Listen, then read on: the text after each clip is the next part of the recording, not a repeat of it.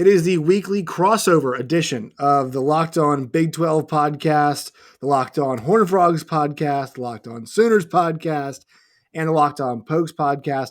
A whole lot to get to. Coaching changes, especially at coordinator for all the schools we're going to discuss, and some more in the Big 12. Also, bowl games to look forward to, and college hoops really starting to take focus as college football kind of takes a step back as bowl season begins. All that coming up on today's show. You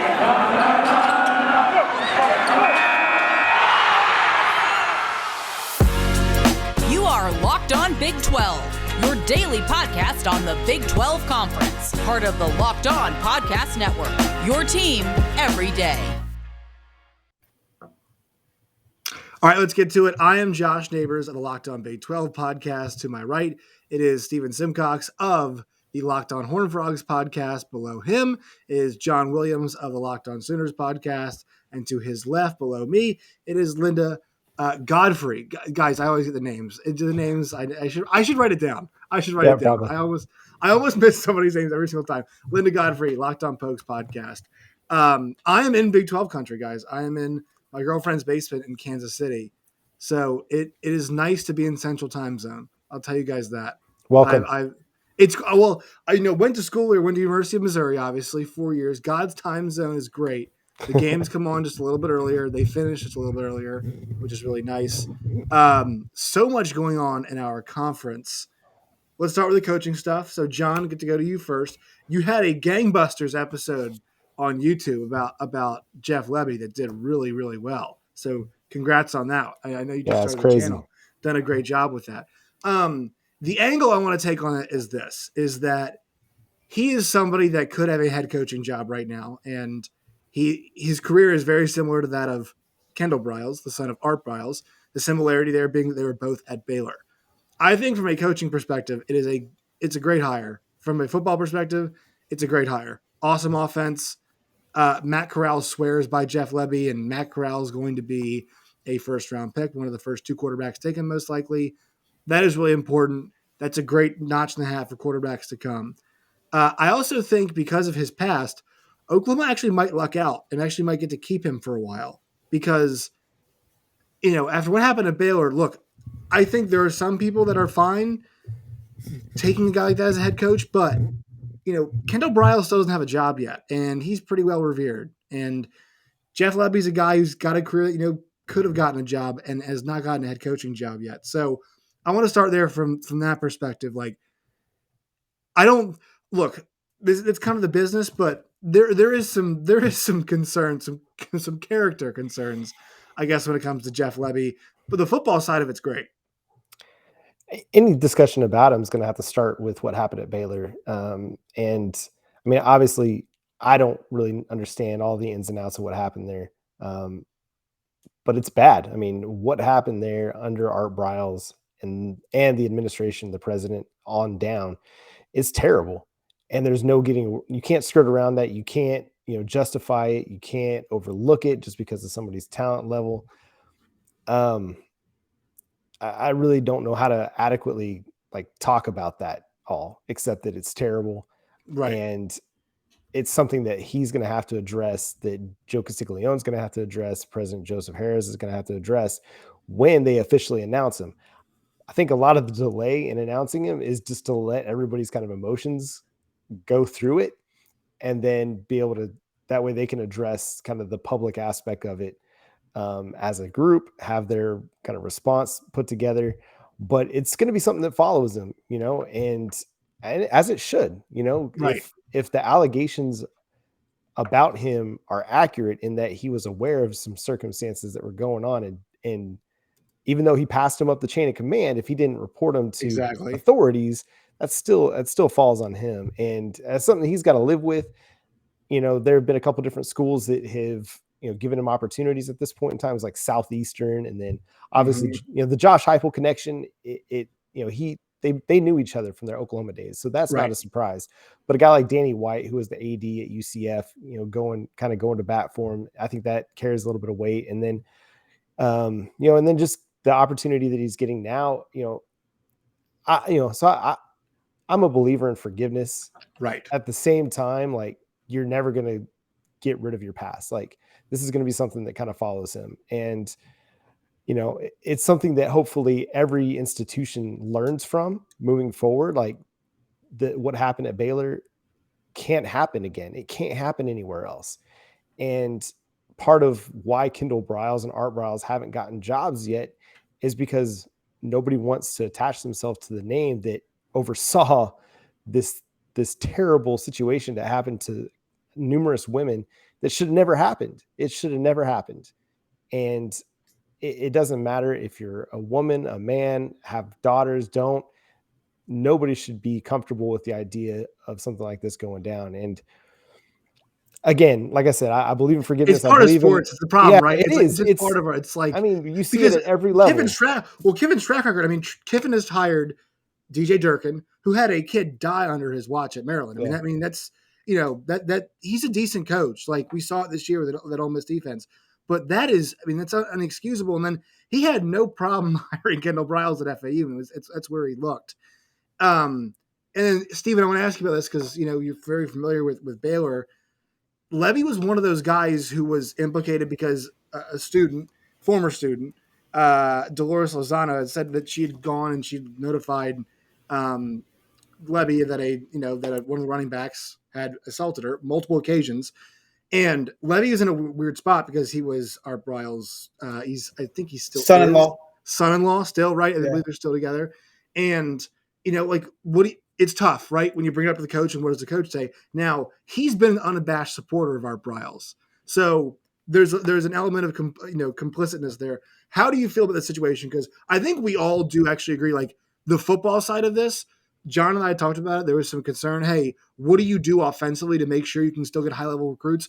Well, Lebby's the guy that's still going to get high-level offensive players to come there. So let's put that part of it aside, as we discuss this. But what were your thoughts, Stephen, just kind of as he makes his way up through the coaching ranks? Yeah, so I'll talk about Lebby, and I'll also sort of spin this to the school I cover because they also made a hire that is related to a coach that was on that Baylor staff. But as far as Jeff Lebby goes, I think the unabashed supporter of Art Briles is an important distinction because, Jeff was one of the guys.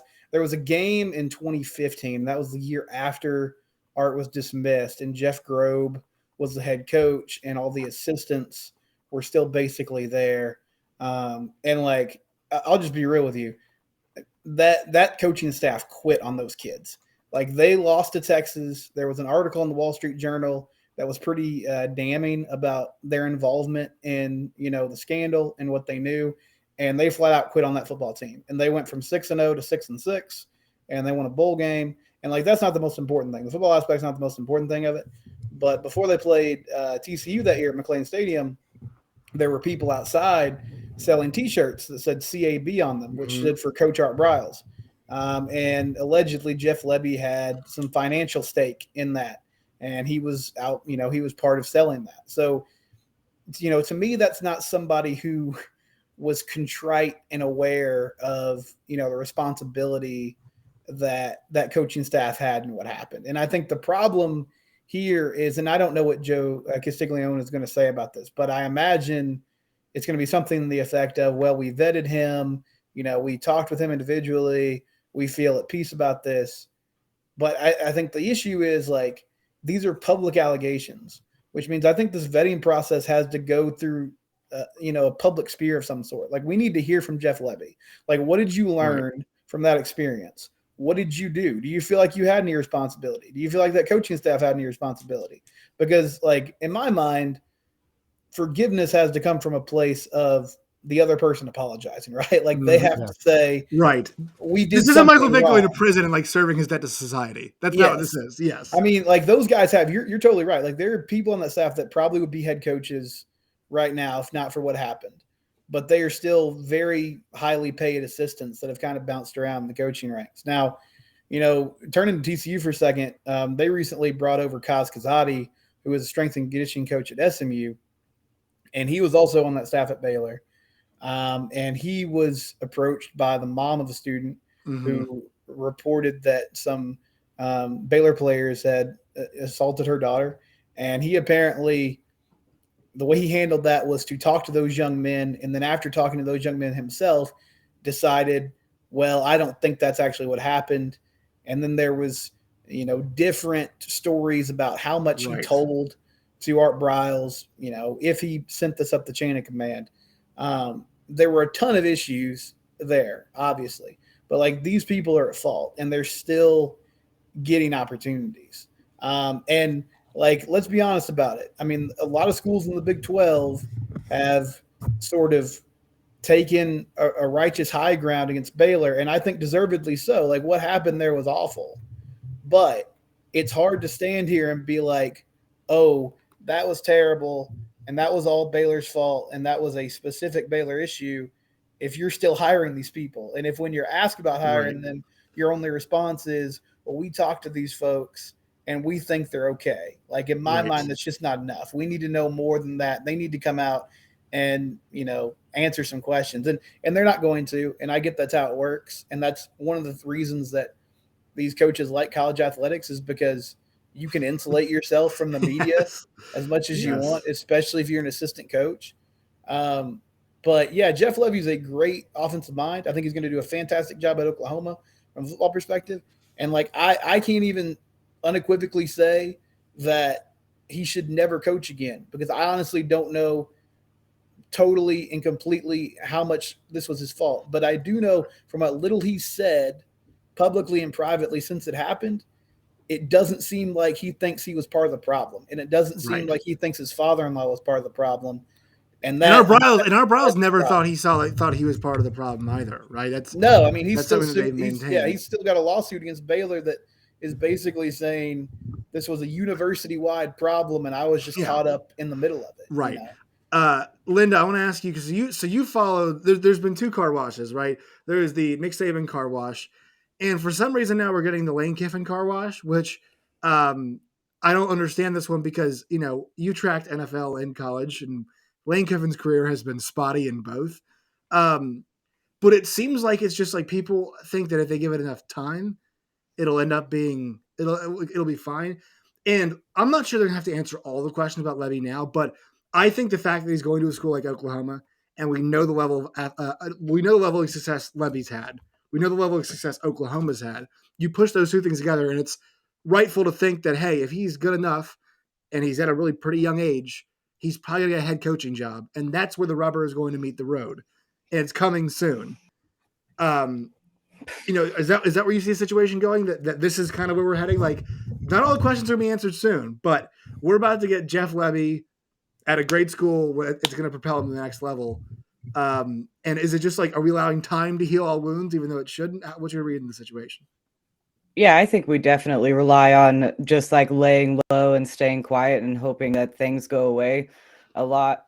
Like second chances, that's a thing that's you've just seen under every critical post about Jeff Lebby. Feel like, oh, you don't believe in second chances. Well, first of all, not a second chance. This is like the third school he's been at since Baylor. So miss me with that. He got a second chance immediately.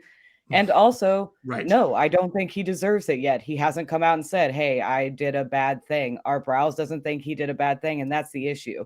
They're going to come out and apologize and go like, sorry, you felt that I did something wrong, which is not an apology. If they can't admit wrongdoing, then I don't give a damn if they get a second chance or forgiveness, in my opinion, in my humble opinion, as you can tell. But for sure, I've seen NFL and college coaches turn a blind eye, schools turn a blind eye to all kinds of insane things that you think. Tyreek Hill plays football, right? Yeah, Tyreek Joe Hill. Mixon played football. There's all kinds of players that have continued to play that you're like, oh, he'll never play again, and then they're back out there on Sunday. When you look at like track records of players that end up getting arrested in the NFL for some assault, battery, whatever it is, if you look at their college career, there is almost, I would say 70% of the time they got in trouble in some form or fashion, whether they got arrested for it or not. There's some kind of indication that something was going to go wrong, but they're good at catching the football, or they run really fast, or they can pancake a guy. So we're trying to win. So we'll just push that aside and never, ever hold anybody accountable. And I get it. I get that this is a sport that I chose to like love with my entire being. So it sucks when it breaks my heart like it does, but it's just part of it. Yeah. And, John, I want to go to you like one more time on this thing, but like we know how thorough Joe Castiglione is. And also Oklahoma's compliance department was a very notable reason and a point of friction for Lincoln Riley. So this is not a school that lacks a history of compliance. I know the Joe Mixon scenario withstanding, and I'm sure there's obviously some others elsewhere, and there always is a lot of these places. But like Oklahoma does have with the athletic director they have and the compliance department, obviously, like this is why it kind of feels like a weird marriage, right? So it feels like Oklahoma might be giving a little bit of ground in that regard and saying, all right, we have to, Lincoln's gone. We got to kind of shape up and go for the kill because we're about to go to the SEC. So, and I don't blame them in that respect. Well, some of it is the guy has a history with Oklahoma. Like he's right. Yes, exactly. He knows Venables, he knows Bob Stoops. Like, I think some of it comes back to that. Like if he didn't have a history there and he was kind of an outsider, I think maybe they'd be a little bit more reluctant. But from the beginning, as soon as Brent Venables' name came up in the head coaching search, Jeff Lebby was attached to it, from day one. And so this is something that has been brewing for a week and a half now. I think if there's a athletic department that could take the PR hit to make something like this happen, it's Joe Castiglione's athletic department, because for the most part, it's been run pretty clean. I mean, as far as we know, right? You never know, like until that's everywhere too. So yes. But yeah, it runs pretty clean. And I mean, Bob Stoops is a guy that is not unwilling to give people opportunities despite past, transgressions. And I mean, I get like Jeff Lebby's stance on Art Briles. Like if it was my father-in-law, there's a good chance I'd what probably are you gonna do there? But like, it's the family. Yes. But I understand. But yeah, I mean, I think, which it doesn't make it okay, but like it's a really difficult spot, but we can't be selling t-shirts. No, for sure. That's I'd be like, let's just get quiet. So I hope that, the beat writers, around Oklahoma football, and technically I could actually probably go ask the question myself if I could show up to a press conference 3 hours away. Like hopefully they'll ask the questions and they'll get an opportunity to speak with them, because I think he's due to ask some hard questions or answer some hard questions. And I mean, I don't know if they will. But I imagine that there's going to be at least one or two guys that really ask him the difficult questions, because it's what the fans deserve. It's what the university community deserves. And it's what anybody who follows college football deserves, is to see this guy kind of sweat under the pressure of the public scrutiny. But just from like you all said, from an X's and O's standpoint, it's a home run. It's good. It's a home run. It'll work. I mean, hopefully it means Caleb Williams stays, but it still just feels weird, Yeah. But again, I root for the Dallas Cowboys, and the Dallas Cowboys have had notorious. Yes. They issues. Second chance you is what I think. And so, I mean, it's ugly. It's the ugly part of professional sports and college athletics at this point, and it is what it is. Yeah, I think the big question for me is like, that guy goes in somebody's home, and like, why should parents believe him? Right? Yeah. Why should a parent believe you're gonna look out for the kid? That's kind of my that's where my question would come from if I was in the room, but that's just me. All right. There are some insane parents. I don't mean to interrupt, but there are some wild parents that are like, I don't care. If you're a parent of Matt Corral, why money? If you're a parent of a kid who's like a Matt Corral, why would you say no? This kid's going to make this guy can make your son millions of dollars. And Matt's, I mean, it's like Matt Corral needed Jeff Lebby, but like obviously, he was a dark horse Heisman finalist and had a great season, and that a lot of it is because Jeff Lebby. Yeah. So, sorry. All right, no, you're good. No, quick word here from our sponsor, Prize Picks. If you guys want over-unders, and I made this joke earlier in the week, if you wanted to bet the over on Spencer Sanders' interceptions on Saturday, you would have hit the over. Sorry, Linda. It's just a reality of the situation. It's still such a good joke. As somebody who bet on Oklahoma State, I'm still very upset with the outcome. So both can be true. Yeah. So go check out Prize Picks right now. The app is available in most states. use the promo code Locked On, LOCKEDON, Locked On. You'll receive a 100% deposit match up to $100 today. So go check them out. Prize Picks. Download that app today. All right. So Linda, this is sadness. Sadness. Yeah, Sadness. just how are we just this doing? beat up on Linda segment. That's what we're doing. No, just okay, but from so here's a We just problem. spent 20 minutes beating up on Yeah, on the offensive John coordinator, did so- take I a know, beating but that I'm last segment. sensitive.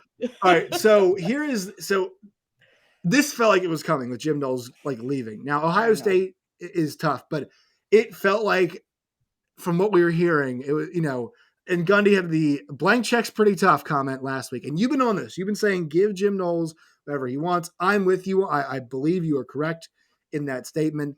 But when a job like Ohio State comes and asks you, and you get to thinking about, boy, what could his defense look like when you get Ohio State's athletes involved? Oh boy, I mean, it could be absolutely just out of this world good. But how are you feeling? And what's the next step? What are they looking for on defense? Because they still have a lot of really good defensive personnel left. I was not okay early when the news hit. I was like, don't talk to me. Like, I'm going to need several days to recover. But I actually bounced back pretty quick. Like, I understand the appeal of Ohio State. There is, in terms of college football coaching jobs, Ohio State's pretty high on that list. So I understand that appeal. They're giving him, I think they offered a little bit more money than we did. So it was really, I mean, how do you turn that down? So I can't fault him for that. I'm sad we're losing him, but it's on to the next one. He's going to finish out the season at the bowl game, but there's been some talk about Gary Patterson. Some fans are pushing for some Gary Patterson. Yeah, I'm like, I don't know. Gundy and Gary Patterson in the same coaching staff. Oh, he's going to put a song out. Gundy's going to be featured on it, and I can't. Gundy will, he'll sing backup. Yeah, I can't. So I'm not entirely down for that. No offense to Gary Patterson. I hope he doesn't block me on Twitter. He's a little old for the kind of hire that I want to make. And also, I think he's going to want more money than I'm willing to give to, than I think we would want to give.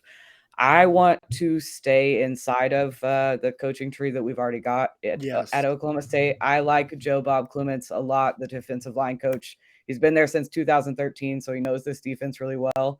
And they seem to really like him in the locker room. I mean, he's always in the middle of huddles and stuff. So I like Joe Bob Clements. I'll be, keeping an eye on it. But Gary Patterson is going to be that would be for entertainment purposes, for like TV ratings. That's hard to beat. I mean, that's great. I mean, it might not be always fun for you, but like for somebody just here. I'm not going to like it at all. Endless shows. I think what's interesting is Oklahoma State's defense has been maligned for a long time, and it wasn't like Jim Knowles came in and the personnel changed a bunch. It did in some respects, but like what they do, like just the way they get after you, they use a lot of creativity, right? They send the kitchen sink at you and they confuse you, right? I mean, we saw Caleb Williams in that second half against Oklahoma State, and the fact that they were able to flip a switch, and Blake Shape, another great example, right? Two completely different halves. The fact they're able to confuse quarterbacks like that, so with pretty much a lot of ease, just due to 15 minutes of halftime, they were able to flip a switch, and that just shows you how well coached they were, and those players too, super receptive. And I think the fact they use guys like Malcolm Rodriguez and Colin Oliver's not big. He's really good, but he's not big, right? So he's good though. He's exactly right, and that's part of that's coaching, part of that's his ability. But I think you're right. I think after seeing how successful they were under the former regime, you kind of want to keep some of that with there, right? You don't want to switch up any defensive philosophy. Do you agree? Right. Absolutely. And I want to do it quickly because, we started working on building that defense because we had Jim Knowles and we knew what we had in there. We got a lot of vets coming back, but I want to make sure that we can keep it as intact as possible. All right, one more quick word from a sponsor, and we'll get on to the TCU corner, which is everybody's favorite part of the show here.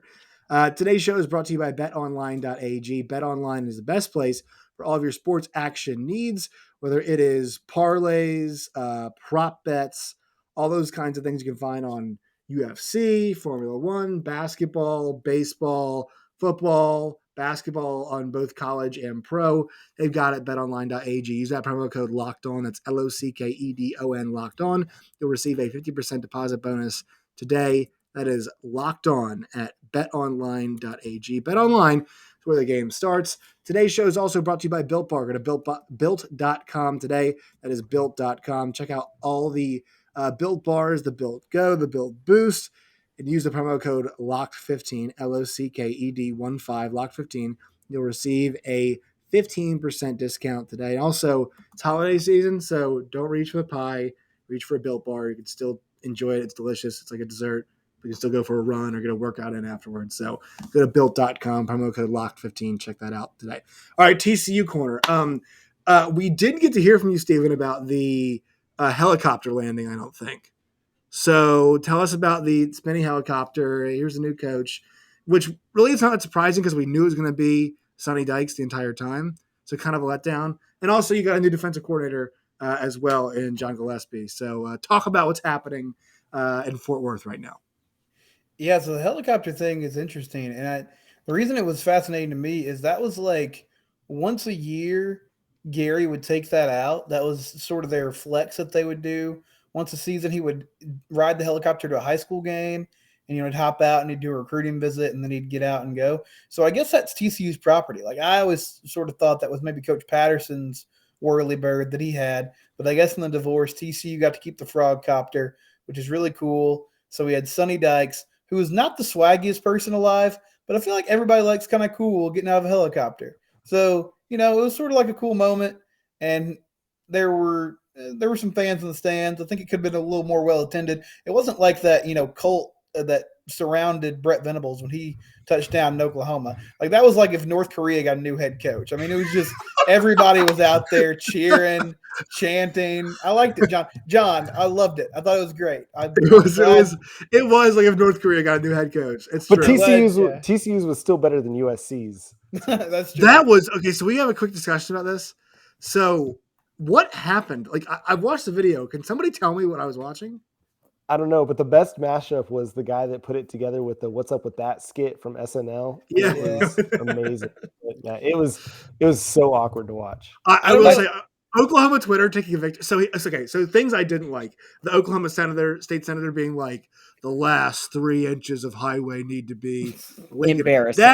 That's embarrassing. Now Oklahoma Twitter reveling in like this is hilarious because Lincoln Riley hated that shit. I mean, that is his least favorite thing in the world was being on that stage and being like, "This is awful." Like somebody, just pull me off stage. They had 10 members of the marching band and 3 cheerleaders. And 3 cheerleaders in the front, and there were the sunglasses too on the marching band members. Yeah, and somebody pointed it out. It looked like they were like in the student union or something like that. You could tell on the back there's like these like high. And you hear the mics in the background too, which was the best part. You could hear them talking to the microphones. Man, it definitely like the Monday show that the OU athletic department put on for Brent Venables was absolutely incredible. And their response was it missed the mark a little bit. Yeah. No. I think the part, and Oklahoma's always going to do it right with that kind of stuff. The part that was funny was like what Steven said was like the airport watch. Yeah. Like once it was out, it's like plane to Greenville. It's about to leave. And it's like, and I mean, it goes to what we talked about with Eddie Radosevich with the whole, the bus stop bit, which was, hilarious and everything on that's been really fun. I will say this, that kind of stuff is really refreshing in this time because like there is so much,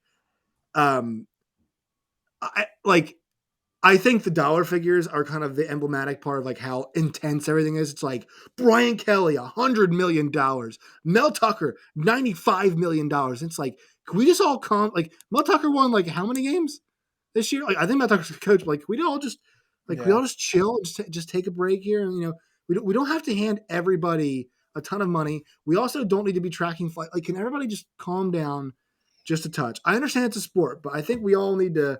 This is the time when, I mean, message board geniuses, I'm sure you all follow it. That account was made for this time in college ball.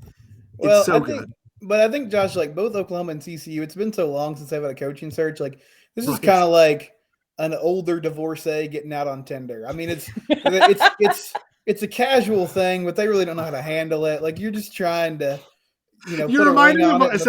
so my aunts. This is reminding me. It's like my aunt had Oh no! she had her. Don't put She her had her on blast. so she had her. I love Aunt Irene. Shout out. So she had her third wedding, and she had like AC/DC. She was coming down the aisle to it, and you're like, I guess you got to do it, right? Third wedding. Yeah. It's like what the hell, man? Like let's just get after it, right? Probably last time you're gonna do it your She's a entire life. queen. Yeah, no, and she's great, and she's hilarious, but Highway to Hell doesn't need to be playing while you're walking down the aisle. That's the same way I felt when I was watching Oklahoma, and it was that awful Oklahoma. It was, I think it's black and yellow, but it's like Boomer Sooner. I'm like, please, can we just not please not do this. Because some of this stuff. Well, and then I don't think obviously everybody's talked about this to death. Did we talk about Brian Kelly last week? I don't know if we did. No, we didn't. We didn't. Yeah, we didn't. We didn't talk about the accent. No. So it happened to Mac Brown. His accent changed a little bit depending on where he was, but when he dropped the family, I was like this. This is the dumbest sport in the world, is it not? Yeah, How it is. dumb! We're tracking flights. We got people changing accents. We got Boomer Sooner. We got the band at the USC. What in the world are we doing? What? It's just. I had a blast on Sunday all day. Twitter last 2 weeks has been a blast. From the very first, Bruce Feldman, Oklahoma leadership is on their way to South Carolina report. I was like, let's go. This is gonna be a great day. Right, and then you have Mario Cristobal, also, which is, we should mention this too. The crazy part of all this coaching season is that we started off the year with two things being on the coaching side of things. Number one, Matt Campbell was probably gone. Number two, Matt Wells probably had to win 7 games. And look what we ended up with. We lost GP. We lost Matt Wells halfway through the season. We lost Lincoln Riley. We lost Jim Knowles. We acquired a Sonny Dykes. We got a Brent Venables in there. Just kind of all this crazy, the job that Notre Dame that we think a guy like Matt Campbell would want opened up, and Luke Fickell. None of them left. Kalani Sitake is rumored for every job west of the Rockies, right? And and also, people are like, well, who's Oregon going to hire? Matt Campbell's out there. It's just Chuck Matt. Lane Kiffin's putting his name in for every single job. We're not done yet. We're not, and also we're not accounting for NFL jobs yet. We haven't accounted, and Matt Campbell did get at least one NFL offer last year. So, and also Ryan Day is out there. I don't think it's a done deal that Ryan Day stays in college. So there's no way that anything ever gets crazier than this coaching cycle. People kind of say this stuff all the time. Do we all agree this is as crazy as it gets? Yeah, probably so. There were just so many high profile jobs. LSU comes open, and then that leads to Notre Dame coming open. And, I feel I won't take credit for the state because I think it was actually Bomani Jones who put this out there. But it's actually pretty rare for a Power 5 coach to leave for another Power 5 school. It doesn't happen as much as we throw these rumors out here. In most cases, it's usually an assistant. It's somebody from a smaller conference that makes the jump. But we saw Lincoln Riley go to USC. We saw Mario Cristobal go to Miami. We saw Brian Kelly go to LSU for Notre Dame. And now we'll see what Oregon does. Maybe it's Chip Kelly. Maybe it's, one of the Big 12 coaches. But there's just been so much movement. I think it's fair. But the other part of that is, Josh, the schools get even more impatient because, we're seeing part of this movement is, coaches are antsy, administrators are antsy, they're shorter fuses. I think that's the only thing that can lead to it. I think it's post-COVID because – and this is a lot of stuff. I'll give you guys a weird example of this. So I was just back at my own school, Mizzou, yesterday, talking to the person who coordinates student media. And she tells me, hey, we've had a record number of people sign up this year. You know why? People just wanted to get out and do anything, do something. And so I feel like after a COVID year, these schools are like, let's do something. We got to do something, right? We got and look, was it right in some situations? Yeah, I think Texas Tech got it right. Yeah, I think TCU got it right. Brian Kelly's like, we got to make a change. And he might be right to do it. You know what I mean? But I feel like COVID probably accelerated a lot of those things. I'm not sure. Do you guys agree with that statement or not? I think it's people in general, we got to do something. And especially the schools, they've got all this money. We can do it. We can pay Mel Tucker $90 million. should we should we do this? I don't think there was any should we. I think we made decisions and we just acted on them. That's how I've been after. I'm just like, I'll just do it. What's going to happen? Right. And so I respect it. We turned into a bunch of yes men. It's great. Yeah. And I mean, also the argument of, we spend every dollar we make. There's no money for the kids. Yeah. My ass. That's where that one's out the window. Sorry. All right. Bowl games. So this is the problem with bowl games now. We never know who's playing and who's not. So, Linda, I'm going to go to you first on this one. I think you guys are in great shape. I think it's a big opportunity for Oklahoma State because they're not usually on the stage. And, they come close sometimes. But, like, this, it's a great opportunity. Playing a team like Notre Dame. And also, I'm sure you guys actually all saw the video. Those players seem like they want to play for Marcus Freeman. So I expect them to come to play in the first game for their head coach as well. So if I had to rank all the Big 12 games, I would say it's number one for me, Linda. I'm very excited for the game. I think we can take Notre Dame. They didn't beat any top 25 teams. They lost to Cincinnati at home. I think we could take Notre Dame, but like you said, they clearly Marcus Freeman is that player's coach kind of guy. I would be lying if I didn't say like I'm rooting for him outside of this game. I hate that Oklahoma State has to hand him his first loss. That's tough on me because I'm cheering for him. That video of him walking into the locker room sent me into a blubbering disaster of a mess. But I do think our defense is back or is going to play really well against them. And it does sound like Jalen Warren is going to be back for that bowl game and healthy. So if that all happens, if we can stay healthy, I think we have a really good chance of winning that game, but it'll be a good one.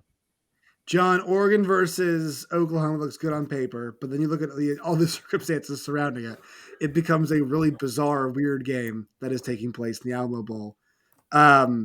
It would be a highly ranked game for me if I was doing bowl power rankings, but like, who the hell knows who's going to play and who's coaching who and what's going to look like. Yeah, it's the interim coach bowl, but there's a bit of heat here because the last time these two teams met was in 2006 with the controversial onside kick call that should have never been called and confirmed on replay. Ridiculous. If you want to make yourself angry at officiating, go find that on YouTube.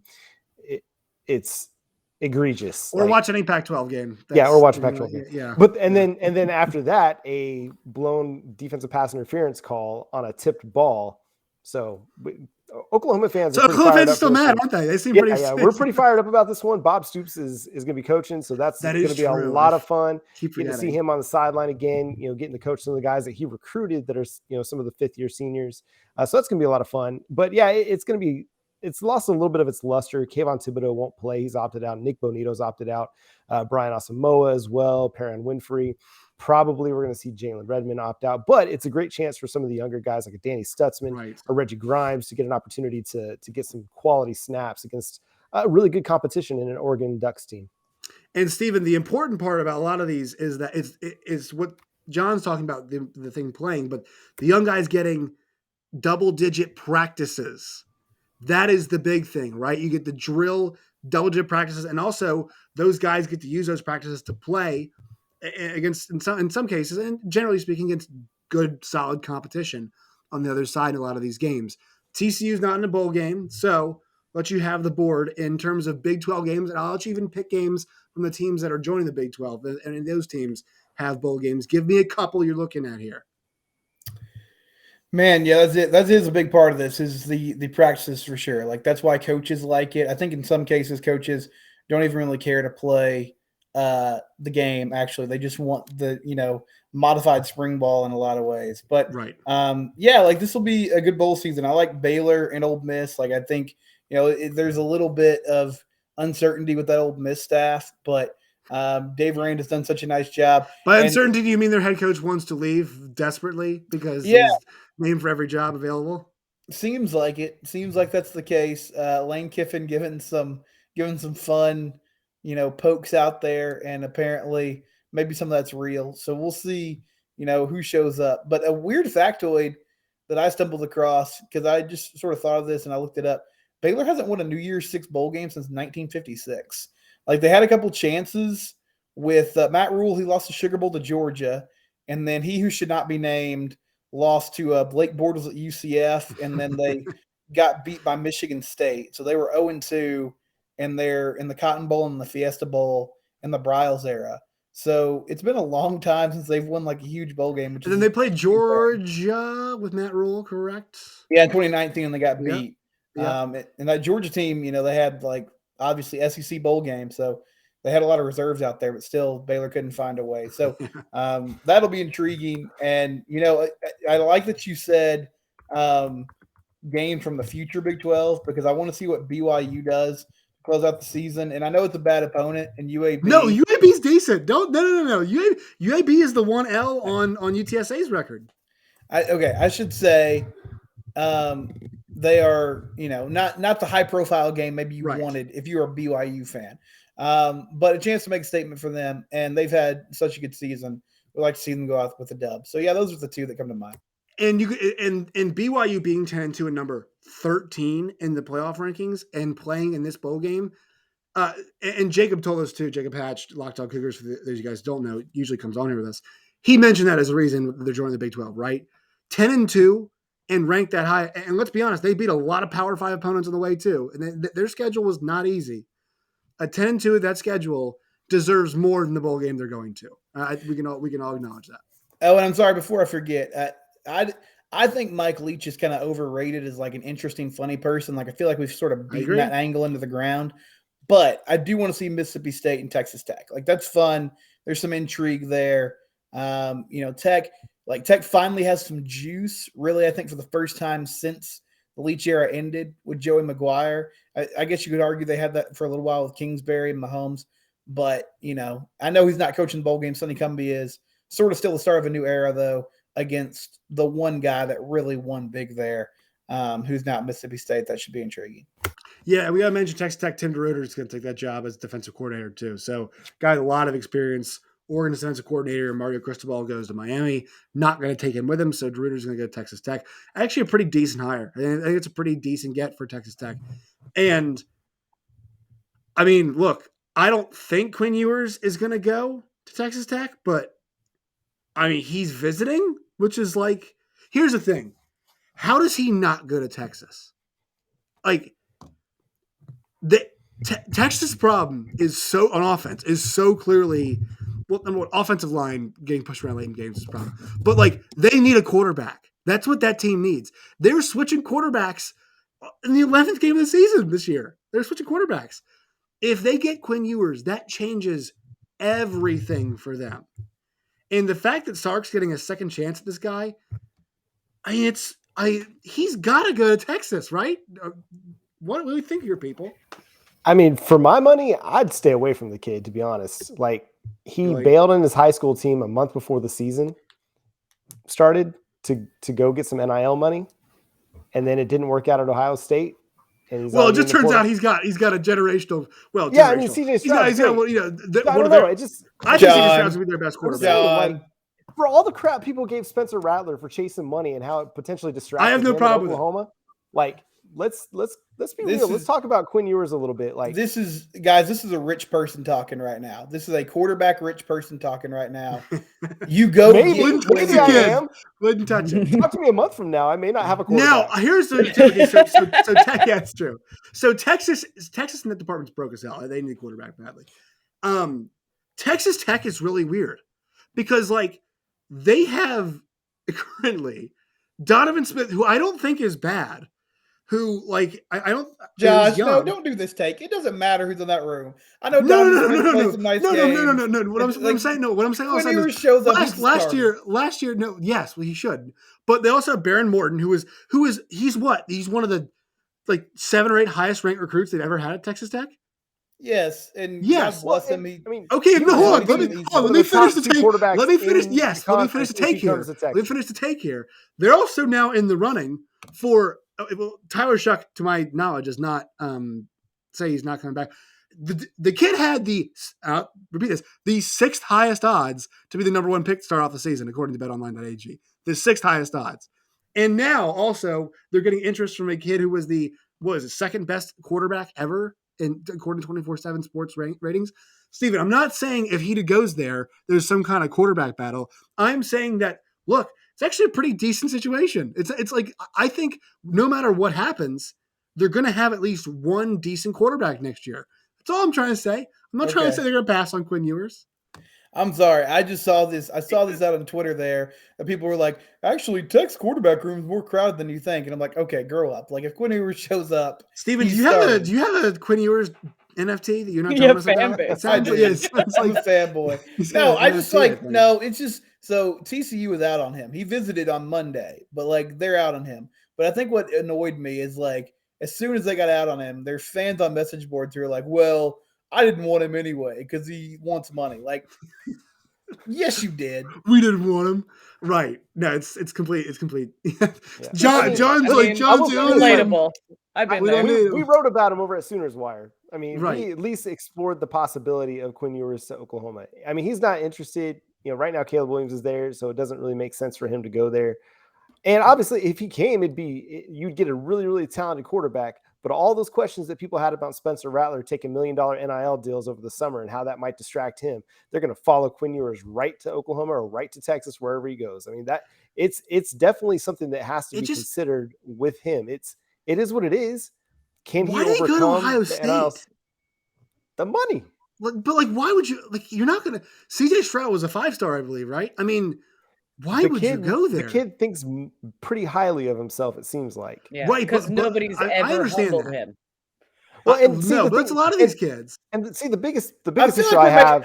I feel like we're making a lot of proclamations about a dude that we've like never heard. But here's my point: is that you can be Quinn Ewers.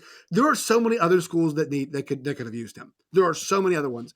I just don't know why you go to a school where you are going to be competing with another 5-star. Like, it's just a reality. I get it, but why do all of them go to Alabama and Clemson and not like where they? But here's the thing: why would you not go to Texas where you are going to play? I'm sorry, Hudson Card, like that's just a fact. He was going to play. And here's the thing: the skill players at Texas, like it's.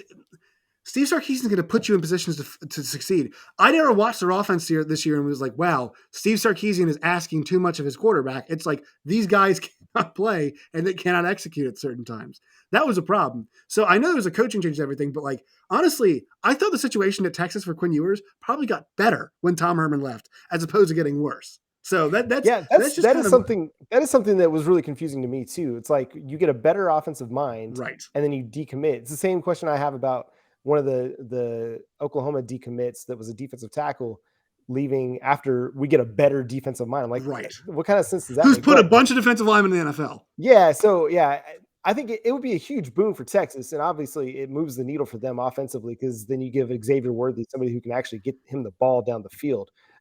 I just think, like, to me, if you bail, like, your high school team is preparing for your season and you're leaving a month before the season starts. It just does not sit well with me. I get it, but like I consider myself a person of integrity. But if I was 17 years old and somebody offered me millions of dollars, I'd be like, peace. Like, listen, business is business. That's true. I've never been there, so I can't say that I would not do that. I will say this. This is so funny because we never talk about recruiting on the show ever. We never touch it. This is the first time that we've done this. So it's odd for us to be in this space. And if you're still watching 48 minutes in, and it feels pretty icky for us to be like, this 17-year-old should have gone here. Myself being most guilty of it here. Because it's one thing I hate. No, it's me too. Because it's the one thing on the message boards be like, this kid's a dumbass. Like, why'd you choose to go there? But like, I will say all of this, it is. Here's the thing: like, the reason why I feel bad for him, he's a kid, right? He's making, he's made a couple bad decisions, which is fine. Like, I made 1,000 more bad decisions. Still racking him up. I don't think he's made a bad decision. He's got 4 years eligibility, and he's made $1 million. I think going to Ohio State was the because he couldn't have played last year, right? He didn't play. He couldn't play. Actually, he couldn't play. Around the horn, give Steven all the points for that point right there. I've been muted on this one. All right, let's touch on some hoops before we get out of here. So TCU gets a big win tonight. Good to see Mike Miles, right, baby, at my TCU basketball school. Mike Miles going off. Porter Mosier just clapping his ass off in front of students. Great video. Love to see that one. A great win that turned out to be not as great of a win over Florida as we once thought. Yeah, I mean, they just got pounded by Texas Southern. Yeah. What a weird, bizarre one that was. Yep. Mike Boyden still gives great press conferences. They're an interesting team, but still a little bit less juice. Oklahoma State. So how do we this is a nice time, I think, to just sit back and actually watch some college hoops. This weekend, I'll be going to Missouri, Kansas. Good to see that rivalry renewed. So, Steven, do you enjoy this little buffer that we have? Army-Navy weekend, usually a very good basketball weekend. How do you like to kind of slide into your college basketball season?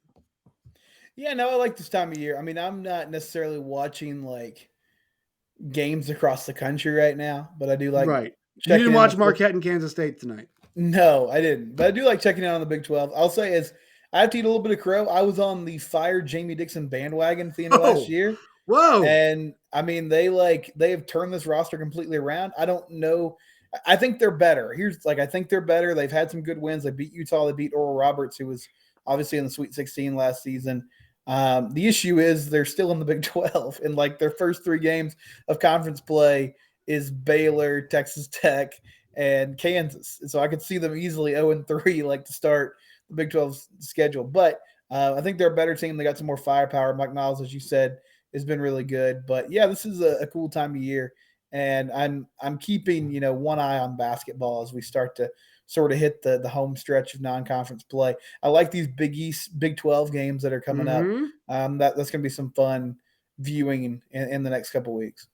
John, awesome. I know they lost the game, but awesome crowd last night at Lloyd Noble Center for Oklahoma and Butler. Yeah, Porter Moser's kind of turning himself into a king there. Made a half-court shot and got free student tickets for the rest of the season. That was a great edit for him, by the way. Nice edit for old Porter Moser there in that video. So, I mean, it's just super fun. I mean, the guy brings a ton of life. And it's a really interesting roster, too, with the Groves brothers. And Jalen Hill is playing really, really good ball right now. He was on the roster last year, but seemed to be more of a rotational guy. But he's playing great. Elijah Harkless is the heart of this team. And it's going to be really fun to watch. I mean, they're still trying to kind of blend together all these transfers that they got in. Jordan Goldwire from Duke, Ethan Charjois from SMU. And so I think it's going to be a good team. Obviously, they're kind of that middle tier of basketball teams in the Big 12, but they've got some really interesting talent. It's going to be a lot of fun to watch as the months roll along. Linda, how are we doing? How is the attitude that's still there at Oklahoma State? Still positive despite the ban? I mean, the ban is still it just lives in the back of my head, and I just deal with it I just compartmentalize. But I still love Mike Boynton. I trust him with this team. Right now, we can't seem to get offense going against zone defense, and coaches know it. They will go into zone defense to take a game out of our hands completely. I don't know what the issue is. We have fast breaks, a lot of really good defense, but we've got to get something going against the zone, because when teams go into it, we can't beat it. And so that's going to fall on Mike Boynton, coaching these boys up and figuring out what works best. I really think one of his best attributes is messing with lineups and figuring out who does well off the bench and who does well as a starter and who plays well together. So we seem to always kind of skid into conference play. It's been seems to be kind of a theme under Mike Boynton, which is fine with me if he's figuring it out and getting it under control. But I'd like to be more under control at this point in the season. Right. I just want to mention top of the conference. Texas Tech and Tennessee made a mockery of the game of basketball at Madison Square Garden last night. That being said, Mark Adams' team is really good. He's going to be a pretty decent coach. That guy seems to know. Did you all see the video that tonight? It's been circulated. Look it up now. He was doing an interview with ESPN during the Ohio State Toledo game and was holding a snake. I believe it was his pet snake, and he was discussing the mating patterns of snakes. It was one of the weirdest things I've ever seen. And I was like, this guy last night just coached a team to hold one of the best players in the entire country. I forget the guard's name from Tennessee, but just shut him out and held him to 52 points in 45 minutes of basketball. And here he is the next night holding a snake, being like, this is my snake. He is in mating season. So coaches are just weird as hell, man. It appears Baylor's just, I mean, they're going to whip everybody's ass again this year. We're going to, they haven't lost a game since like, March of last year, before the tournament last year. They're on an amazing run. Kansas had the one fluky loss against Dayton. And I mean, this conference, and even I'm watching Kansas State tonight. Like Kansas State lost, but won. Marquette's a decent team. Iowa State is undefeated. What the hell, people? There's going to be no easy games in this conference this year. Like last year, Kansas State was an easy game. Iowa State was an easy game, except for Oklahoma. Oh yeah, yes, except for them. But are there any easy games left in the conference now this year? Like, is anybody easy now? No. They're the best basketball conference in the country. I'm wearing my Texas shirt tonight, so supporting them. And Texas is top 22. I forgot to mention Texas. All right, so I kept you all way too long. I apologize, but I had to get multiple shows out of it. It's basketball season. I had to get multiple shows out of this because I'm visiting the girlfriend. Got to spend quality time with her, so multiple shows here. All right, everybody, plug your content, all of its variety. Where to find you, Steven? You are up first, leading us off. I'm at Simcox Steven on Twitter. The show is at Locked On TCU and Locked On Horned Frogs is a podcast. Anywhere you get your podcast, tune in and hear more of my dumb takes like you did today. Jamie Dixon should be fired. All right, John, you're up. Yeah, you can follow me on Twitter at John9Williams. You can send all of your takes about me and Quinn Ewers to at Simcox Steven. But yeah, Locked On Sooners on Twitter, Locked On Sooners podcast on Facebook, and you can find it free and available on any podcast platform and on YouTube as well. And seriously, yeah, sorry, Quinn, my bad. I just want to mention on YouTube, John, I checked it out. You and I did a video together, and my screen kept becoming, it froze up some. And somebody commented, I am drunk in my left eye because I was on the left side of the screen. So did not appreciate that comment from that person. I thought he was talking about like sometimes when I'm watching myself, it looks like I have like a little bit of a lazy eye. And I thought I think he was talking about how the left side of his screen, which was me, was blurry for half the show. So that makes a lot more sense. In my left eye. So yeah, shout out to that guy for giving us some good commentary there. All right, Linda, where can people find you and your work? Before I plug myself, I just want to say we covered men's college basketball, but Baylor's women college basketball team is also probably one of the best in the nation. So regardless of my feelings about Baylor, I have to shout out my ladies. You can find me on Twitter at Lindellians. The show is at locked_on_pokes on Twitter and Locked On Pokes on Facebook podcast apps that I'm not on YouTube yet because it scares me. Shout out Nikki Collin, Baylor's women's basketball coach, after losing Kim Mulkey. That's difficult. And so shout out to them. They're still very, very good. All right. You can find me on Twitter at JoshNeighbors_. You can find the show at LO Big 12. You can find Locked On Big 12 podcast wherever you guys get your podcast and on YouTube. I will see you all next week.